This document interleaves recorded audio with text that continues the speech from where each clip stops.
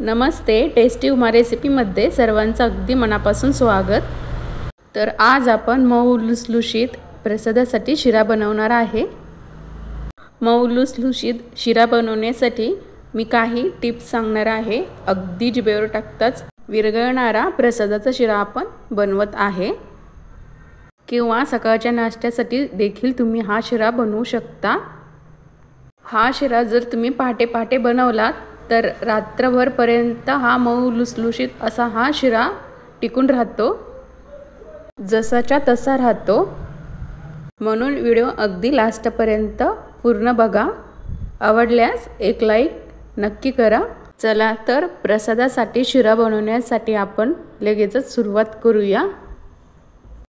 प्रसादाचा शिरा बनवण्यासाठी येथे मी 1 वाटी साखर घेतली, 1 वाटी पाणी, 1 वाटी दूध, वेलची पूड, 1 वाटी रवा, अर्धी वाटी म्हणजे पाऊण वाटी मी येथे साजूक तूप घेतलेले आहे, आणि त्याचबरोबर 2 केळी घेतलेले आहे। हे सर्व आपल्याला शिरा बनवण्यासाठी लागणार आहे।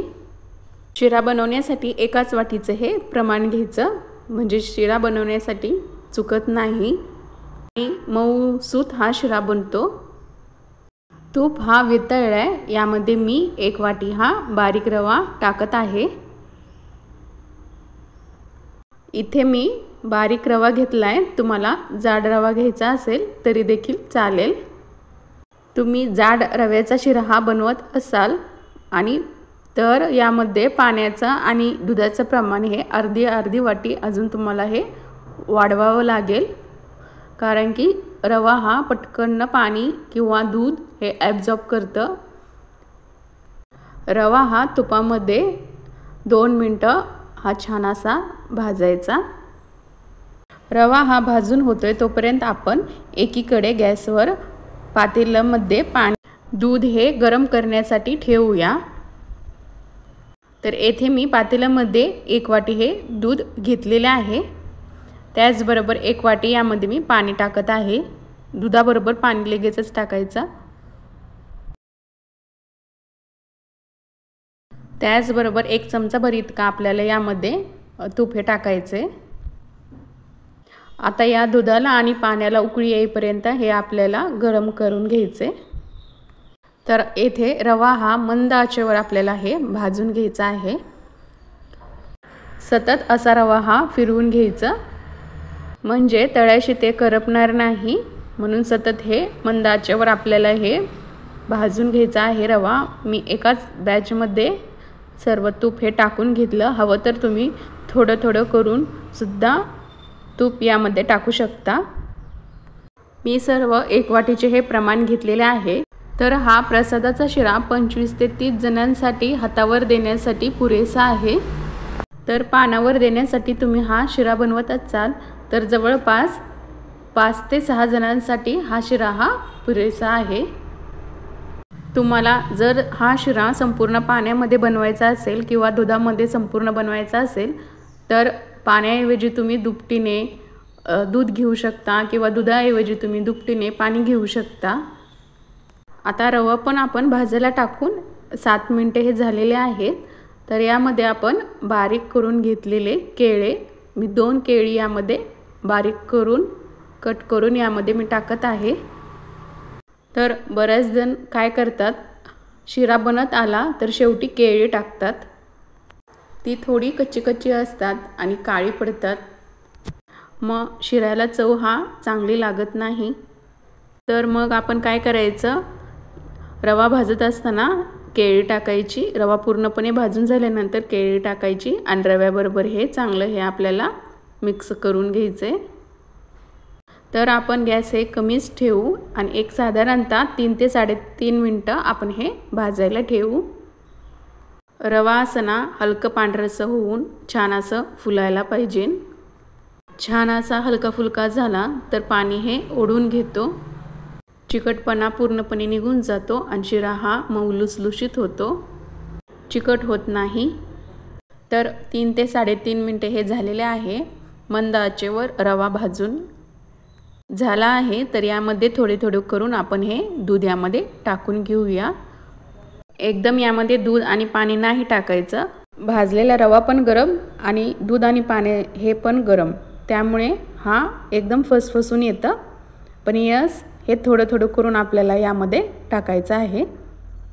गरम गरम घातलं तर याचा चिकटपणा हा कमी होतो. तर थोडे थोडे करून दूध आणि पाणी यामध्ये मी टाकत आहे. तुम्ही जर पातेल्यामध्ये हा शिरा बनवत असाल तर अंगावर दूध आणि हे पाणी उडणार नाही, असा हा प्रॉब्लेम येणार नाही. म्हणून कढईमध्ये करताना हे जरा जपूनच करायचं. तर गॅस हा लो टू मीडियम हीटवरच ठेवायचं. गार दूध किंवा पाणी हे रवा भाजताना नका टाकू, किंवा गार दूध आणि पाणी यामध्ये टाकल्याने रव्याची कुकिंग प्रोसेस ही पूर्णपणे थांबते आणि रवा हा चिकट होतो. तर आता आपण यावर एक झाकण ठेवून 2 ते 3 मिनटं किमान आपल्याला हे मीडियम हीटवर दणदणीत त्याला वाफ काढून घ्यायची आणि मग साखर घालायची. आता 2 ते 3 मिनटं हे झालेले आहे. त्याच्यावरचं झाकण मी काढते. आता यामध्ये आपण साखर घालूया. कधीही दूध आणि पाणी घातल्यानंतर साखर नाही घालायची. दूध आणि पाणी घातल्यानंतर लगेचच साखर घातली तर ती हळूहळू पाण्यासोबत चिकट होते. तर कधीही साखर दूध आणि पाणी घातल्यानंतर लगेचच घालायची नाही. दूध पाणी घातल्यानंतर ते व्यवस्थित मिक्स केल्यानंतर त्याच्यावर प्लेट किंवा ताट झाकून आपल्याला 3 ते 3.5 मिनटं त्याची वाफ काढून घ्यायची. त्यानंतर 3-3.5 मिनटानंतर त्याच्यावरची प्लेट काढून साखर घालायची व्हिडिओमध्ये दाखवल्याप्रमाणे. म्हणजे शिरा हा चिकट होत नाही, मऊ लुसलुशीत बनून तयार होतो. अशा काही भरपूर टिप्ससह मी रेसिपी बनवत असते, म्हणून रेसिपी लास्टपर्यंत नक्की पाहत जा, म्हणजेच तुमची ही रेसिपी कुठं चुकायला नको. तर साखर येथे निम्मा हा विरघळला आहे. तर याच्यावर एक प्लेट अजून एकदा झाकून आपण किमान 2 मिनिटांची वाफ काढून घेऊ, म्हणजे साखर हा पूर्णपणे रव्यामध्ये विरघळेल. तर आता एक छोटीशी स्टेप बाकी आहे आपली. फोडणी पात्रामध्ये शिल्लक राहिलेलं सर्व तूप यामध्ये टाकायचे. तूप हे कडकडीत गरम करून घ्यायचं, विरघळून घ्यायचं. यानंतर यामध्ये आपण काही ड्रायफ्रूट यामध्ये घालणार आहोत. तर येथे ड्रायफ्रूटमध्ये मी फक्त बदाम हे कट करून टाकलेले आहे. तुम्ही काजू देखील टाकू शकता. तर आमच्यात काजू फार जास्त खात नसल्यामुळे मी येथे फक्त बदाम टाकलेले आहे. ड्रायफ्रूट हे टाकल्यानंतर गॅस लगेचच बंद करून घ्यायचा. फार जास्त याला करपवायचं नाही. तर हलकंसं असं गरम झाल्यानंतर आपण लगेचच गॅस हे बंद करून घेऊयात आणि या शिऱ्याच्या मिश्रणामध्ये आपण टाकूयात. तर हे पहा, असं चरकरणं आवाज यायला पाहिजे. असं चरकरणं आवाज आला तर शिरा आपला एकदम बरोबर होतो. तर हे तडका टाकल्यानंतर हे पुन्हा एकदा आपण चांगलं मिक्स करून घेऊयात. तर छान असा टेक्स्चर आलेला आहे. जिभेवर टाकताच विरघळणारा असा हा शिरा बनवून तयार झालेला आहे. तर अगोदर सांगितल्याप्रमाणे जाड रवा टाकला तरी पण चालेल, किंवा जाड रव्याचा तुम्ही शिरा असा बनवलात तरी देखील चालेल, म्हणजे दाणेदार हा शिरा बनवून तयार होतो. मोकळा असा सुटसुटीत शिरा बनवून तयार होतो. पण पाण्याचे आणि दुधाचे प्रमाण हे दुपटीने वाढवायचं. जसा तुम्हाला शिरा आवडतो, लहान मोठा, तसा तुम्ही करून घ्या.